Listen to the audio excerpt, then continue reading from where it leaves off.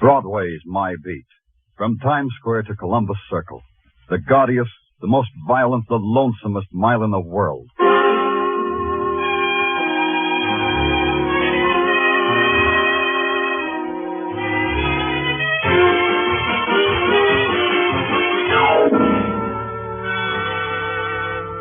Broadway's My Beat, with Larry Thor as Detective Danny Clover.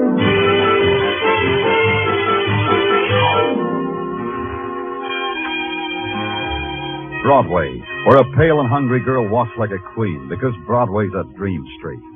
Where a fat man stands with begging eyes because he knows his dreams will never come true. It's a cry or a laugh, but nothing in between. Either way, it's My Beat. On special detail, there are no special hours. Dorn was at the window of my office at police headquarters when I scribbled my last report. An out-of-town school teacher was trying to beat the heat by using Columbus Circle for a burlesque runway.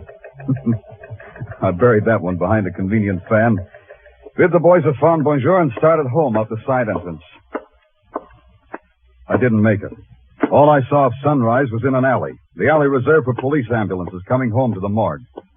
A voice stopped me and invited me in. Danny, come here. The man who stood silhouetted in the slice of light was a man who called himself Capek, a freelance photographer who hung around headquarters. You never knew he was there, but he always was. The quality of dawn, Danny. Who can hold it? Who can imprison it? It is the eternal enigma for a photographer. Why don't you go home then, Capek? What keeps you here? That ambulance, perhaps. Huh? You see, creative men like me have a devotion. It is always the same. Perfection. Everything neat and perfection. Oh, so that's what it is. Watch that stretcher, Joe. Yeah, okay. Hiya, Danny. Hi, what do you got, boys? Suicide. Guy jumped in front of an 8th Avenue subway. I didn't know anything about it. Well, not your department, Danny. See you later. See what I mean, Danny? Neat and perfection. The man they're bringing in, for instance. What's neat about him? That was Jimmy Dorn, a Cinderella man who only the other day won $17,000 on the Irish sweepstakes. What? You must have read about him, how no newspaper, no newsreel could get a picture of him. Yeah, I remember. He was shy. I liked him for that. But I have a picture of him. Oh? Dead or alive? Alive, of course. Dead is for any hack with a brownie. Got it with you? Mind if I see it? No harm. I've already sold it to the news. Here, look at it, Danny. Note the delicate play of light and shadow, the exquisite... This guy looks happy. I never seen anybody look that happy. Because Capek took it at the moment of Jimmy Dorn's greatest joy, the supreme ecstasy of winning $17,000. Yeah, to each his own. How did you get it when no one else could? The famous Capek pact. It cost me $50 to arrange it. But the news paid me twice that. That much, huh? When Mr. Dorn committed suicide, it raised the price. You see, in the newspaper game, one must know. Excuse me, Capek.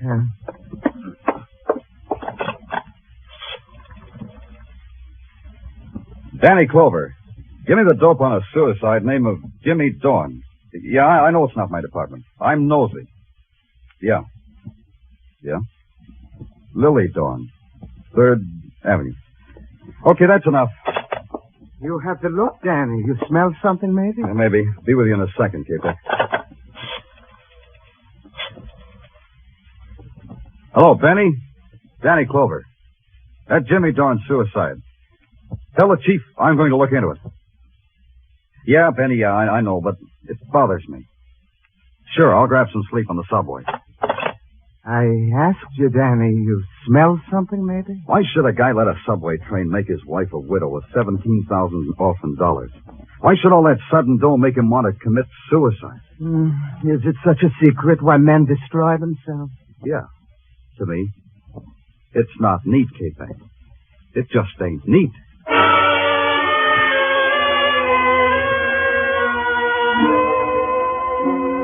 3rd Avenue is a tenement 5 stories high and miles long. At 9 o'clock in the morning, it was going full blast. The elevated, housewives hunched in open windows, kids flipping pennies against the wall, and every 7 minutes it screamed. Somewhere between Sam Chu's hand laundry, special attention paid to pleated dress shirts, and the Blue Star delicatessen, cream soda and hot pastrami 2 bits, somewhere between there was a doorbell. I pushed it.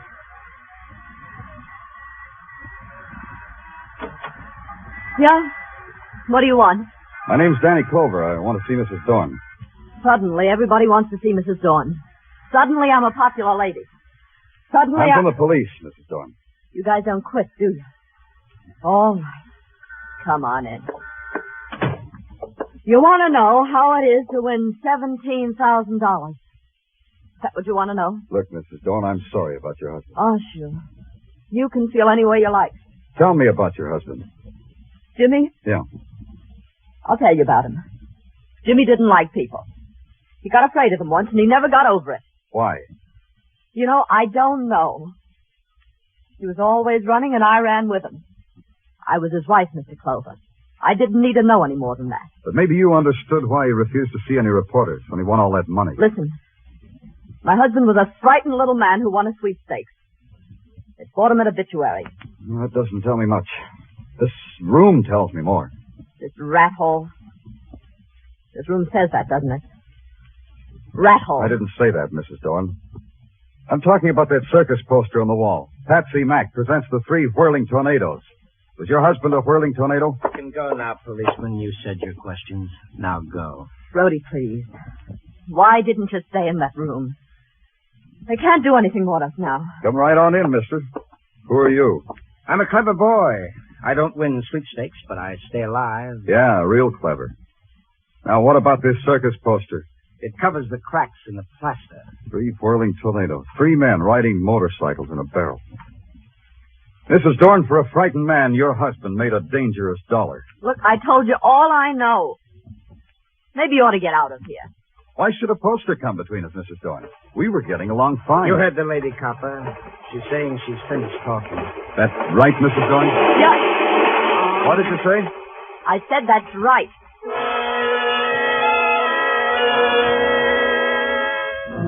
Maybe I should have let it alone, got some sleep.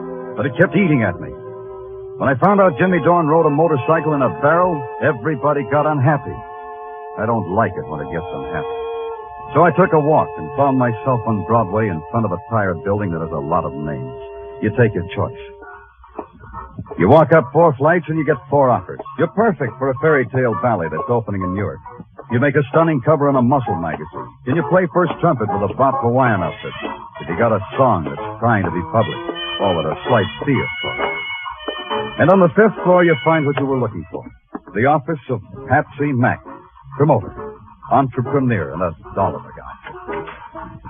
Well, it isn't Danny Clover. Hi, Patsy. You still pounding the stem, Danny? Aren't you ever going to be promoted? Promotion means a desk job away from Broadway. Who wants that? Yeah, I know what you mean. Can I give you something? Grape juice would be keen. I've got 3 fingers left of a bottle given me by a bearded lady who was enamored of my social standing. It'll bring a smile to your lips. You drink it, Patsy, and thank her for me, Patsy. Send her a dozen blue roses, or is it red roses for a bearded lady? Yeah, I'll do that. She'll appreciate it. She loves delicate things. Don't they all? Patsy, tell me a story. Okay. Now let me see. Oh, have you heard the one about... Tell me the one about the 3 whirling tornadoes. The 3 tornadoes? What fond corner of your memory clutched onto them? Tell me about them. Well, I don't remember much about them, Danny. They've been out of the business a long time. The 3 tornadoes, huh? Well, there were 3 of them. Thanks. There was no one else connected with them. Oh, no. The tornadoes ran their own carny. Toured the villages and the metropolises. Patsy, you got a reputation for remembering every act that ever played a circus or carnival. What were their names? Oh, you put me on my mettle, boy. Now, let me see. There was Jimmy Dorn. Dorn. Yeah, I think. Oh, could he be the one who ended up under a subway this morning? I'll look into it. Who were the others, Patsy? Well, there was a fellow named, let me see now, a Russian kind of a name, Danilov. Yeah, that's it, Joe Danilov. Joe Danilov. And the third? Oh, now you're pressing me, boy. The third was a man named, let me see, Brady? No. Could it have been Brody? Brody, that's it. Well, how'd you know, Danny? Brody, it's a short jump. I'll try real hard. You sure there was no one else connected with the act? Well, now come to think of it, there was another guy. Yeah? He backed the show, I think. His name doesn't register, Danny. This guy whose name doesn't register. Was it you? Oh, are you kidding? I had nothing to do with the tornado. Well, Thanksy, thanks a lot. You're a gentleman and a scholar, Patsy. And a liar. I left Patsy there waving his jaw at nothing, which was about what I had. Nothing.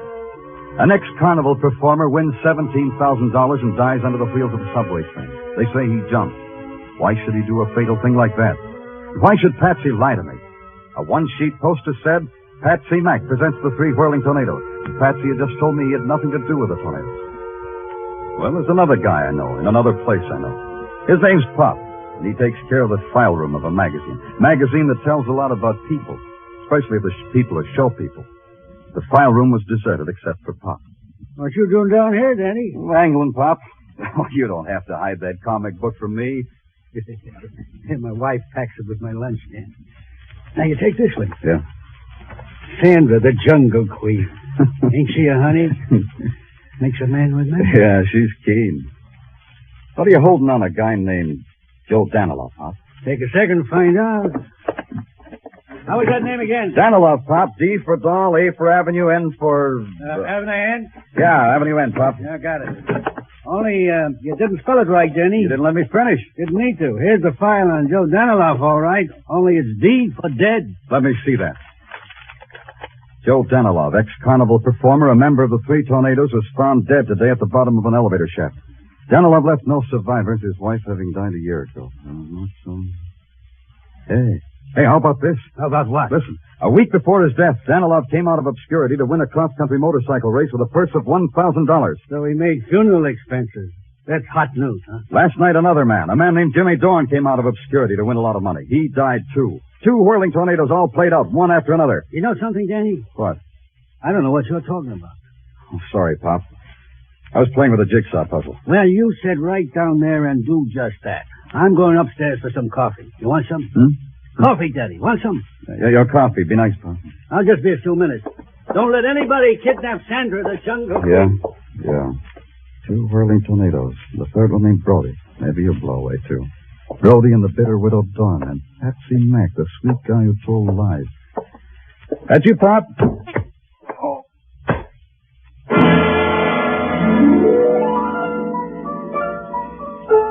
I never knew what it was that slugged me on the back of my head. It wasn't the comic book, and whoever did it wasn't Pop. Just before I hit the floor, I had a flash. It wasn't Sandra, the Jungle Queen, either.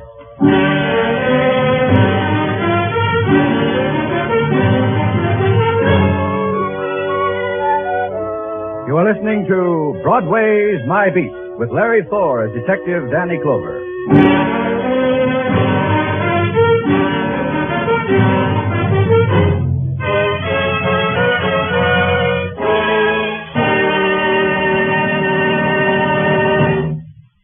A number of paying guests mysteriously disappear. 2 elderly spinsters who entertain them have a suspiciously rising bank account.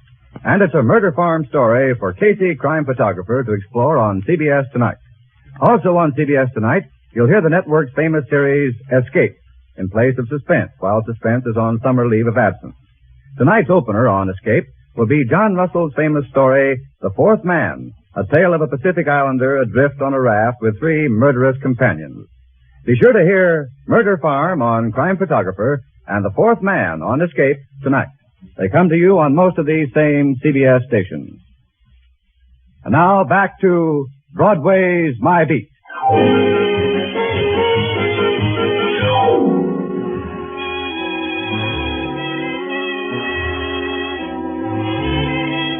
You win a lot of money or die violently or do both, and Broadway will know all about you. You get your name and your picture in the morning editions. Then Broadway won't care anymore. But I care. Maybe it's because I've got a cop's curious mind, but it bothered me why Jimmy Dorn died. So I made it my personal business. And so far, business was rotten. I was on my back when Pop brought me to. It took a little longer to find out that the press clippings I was looking at weren't around. That's a new one. Rolled for some old press clippings. This needed thinking. To think, a cop's got to eat. To eat, there's a classy sidewalk cafe on the corner of Broadway and 47th where you stand up to a hot dog and a cup of coffee that dares you. I threw a lump of sugar at it when someone tapped me on the shoulder. Hello, Danny. Mind if I join you? Oh, K-Peg, not at all. Grab a napkin. Danny, somehow you look unsymmetrical today. What happened to your head? I had it done over. Oh, you detectives, always intruding yourselves into violence and danger. Who did it, Danny? Person or persons unknown. Oh, you should go home and get some rest. Yeah, what about you, Kepex? Don't you get any sleep either? I am a vain man, Danny. I've been waiting for the noon edition of the news to come out. It has the picture I took of Jimmy Dorn. Look at it, Danny. Yeah. Is it not a magnificent reproduction? Yeah, it's quite a picture. How'd you catch the expression? For an artist like me, it is a matter of precise timing. But somehow, I feel the caption beneath this picture is not right. What do you mean? I feel the caption should not read suicide. It should read murder. Oh? Makes you say that? I have captured death in my pictures for a long time, Danny. This is the face of a man whom death was about to touch with murder, not with suicide. You talk prettier, but you think like a cop. The elements for murder are three, Danny. A widow with $17,000, perhaps a boyfriend, and... Wait a minute, Danny. Where are you going? You haven't touched your... I've got to make a call. So you can't eat first? Who calls on a rich widow with onions in his breath?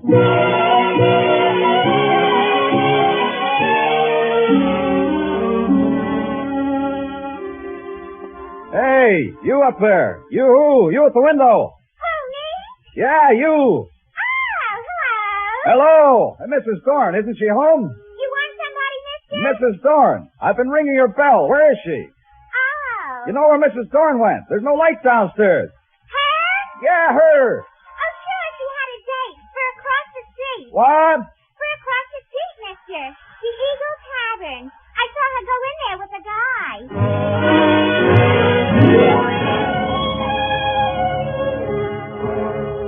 The Eagle Tavern took up 40 front feet of sidewalk, and its insides were designed to take up thousands of man-hours of loneliness.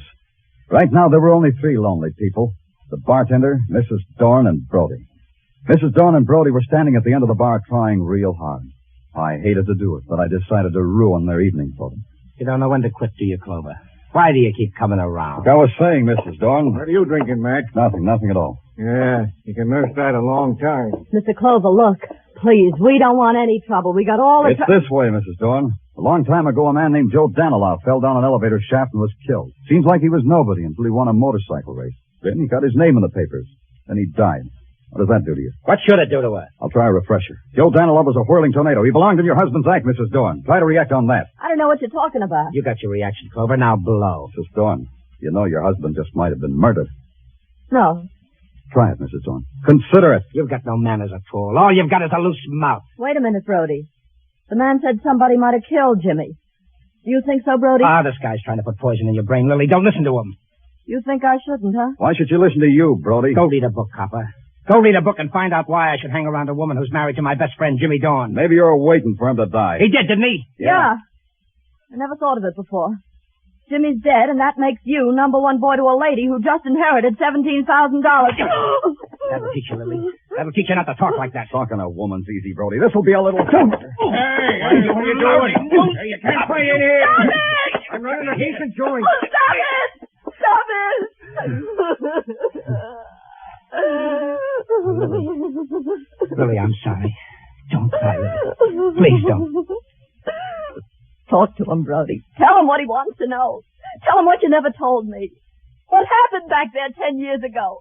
Why were you and Jimmy always fighting? Tell him, Brody. Tell him. Take off, copper. You've done your bit. Take off and feel filthy about the whole thing. Sure, only you fascinate me, Brody. If you didn't shove Jimmy Dorn in front of a subway train, what keeps you alive? First Joe Danilow, then Jimmy. There's hardly a breeze left of the three whirling tornadoes. What's keeping you alive, Brody?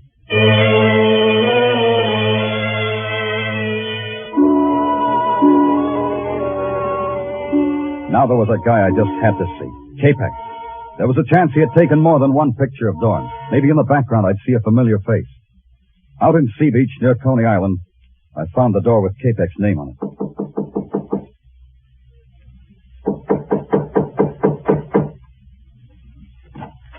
Oh, it's you, Danny. Come in. I didn't want to disturb you, Capex, but I just wondered if you took any more pictures of Dorn besides the one that ran in the news. Oh, I am not like other photographers, Danny, who take dozens of pictures to get one good one. I take only one, and it is always perfection. So the one in the news is the only one. Yes. It is important that there should be other ones? It might have been. Well, it's quite a gallery you have on the wall. Yes. Come look, Danny, come look. This one, Danny. This girl who looks like a tired angel on a lonesome street. Yeah, nice. And look, and this one, a derelict asleep in the gutter. It has the texture and the lighting of a Rembrandt, though. Now, K-Peck, a man of your talent could live in a penthouse with dancing. Why do you live here? I get some of my best results here. Yeah, everybody gets some. Hey, you must have got there fast for this picture. Oh, that one, yes. Well, you know my deal with the police. The minute anything violent happens, I go out with you. I get a picture. You get a body. Who was it? That is a man who was once Joe Danilov. Danilov, huh? Yes. I took this picture just after he fell down the elevator shaft. The mood of finality was magnificent. Very dramatic, K-Peck. Danilov was one of the 3 whirling tornadoes. Did you know that? So? Well, to me, Danilov was simply a man who fell down into space and died. The picture captures the sensation, don't you think? The down-sweeping lines, the shadows like a dark caress, the broken form like some grotesque passion, everything neat, everything...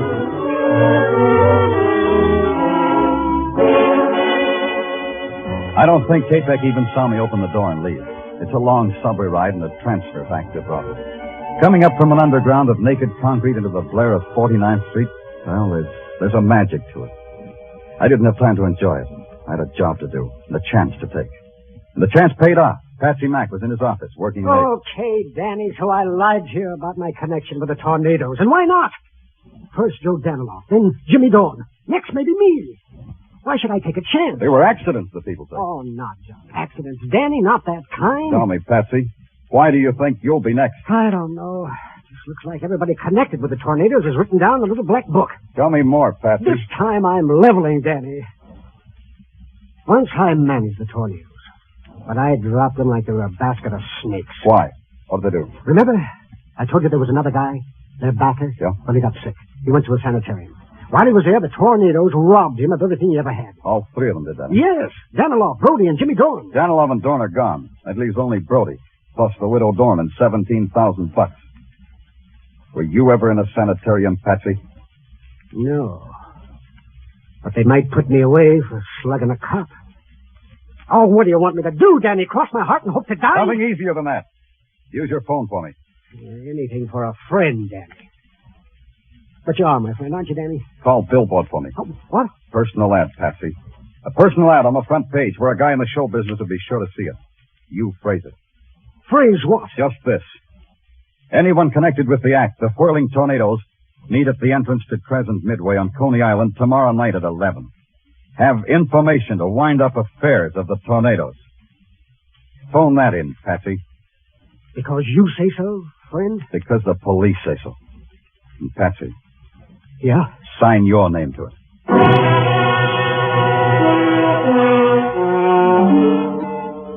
So I had it all set up. This case had murder in it, and I was pretty sure I knew who the murderer was. It was a matter of supplying a pigeon. That was me. The next day, 2 things happened. The ad was on the front page of Billboard, and rain came. When I hit Coney Island 10:30 that night, it was a wet desert. Neon reflections and stragglers and empty rides. The place was shadows on peeled paint and shadows on shadows. I had to spot the killer before he spotted me. So I picked one of the darkest places under the framework of the roller coaster and walked into it. I really walked into it.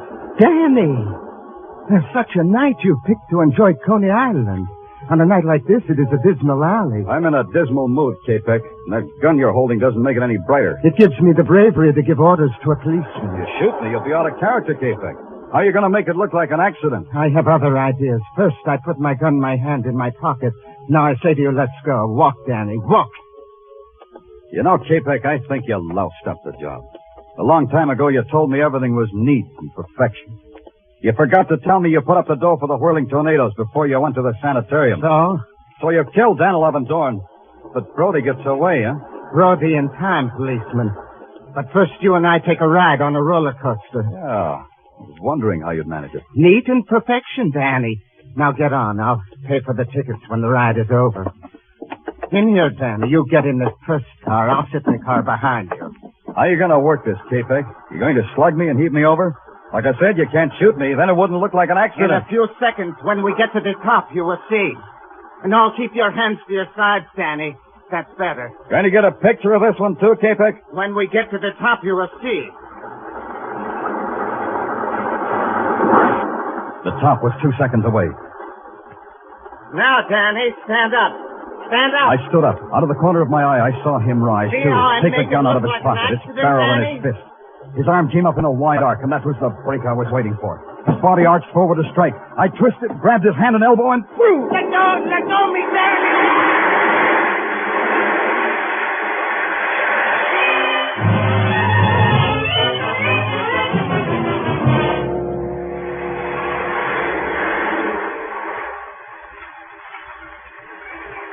How long can a roller coaster ride last? Long enough. Long enough to piece together the jagged edges of some frightened lives. Danilov and Dorn murdered. Murdered because they'd crossed a twisted man named K-Peg. Brody and Patsy Mack hugging the shadows because they were afraid of K-Peg's revenge. And Lily Dorn with a handful of dust and dollars. You pay for the ride here, mister. Hey, you didn't take that ride all by yourself. Yeah.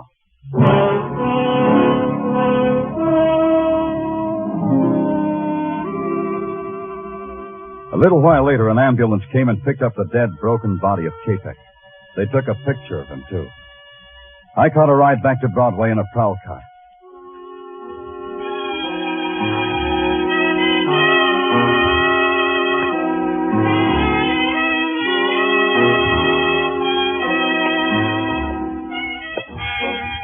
It stretches out in front of you, this street called Broadway, like a midway to some cruel and fantastic circus. And you're the performer. You can walk the high wire or play it safe in a cage. Me? I guess my dodge is the wire. The gaudiest, the most violent, the lonesomest mile in the world. Broadway. My beat.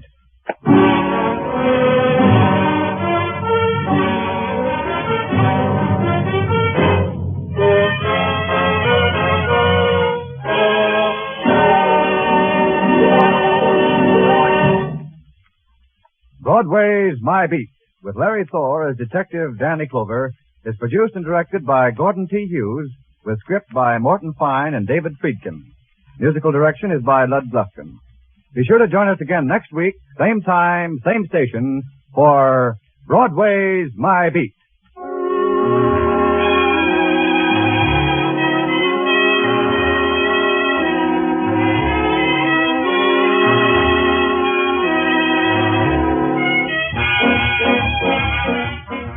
In just a few minutes on most of these same CBS stations, you'll be hearing the familiar strains of Someday I'll Find You.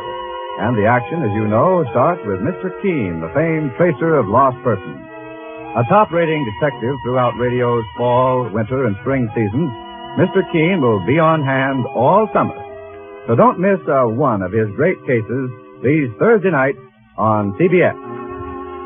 This is CBS, the Columbia Broadcasting System.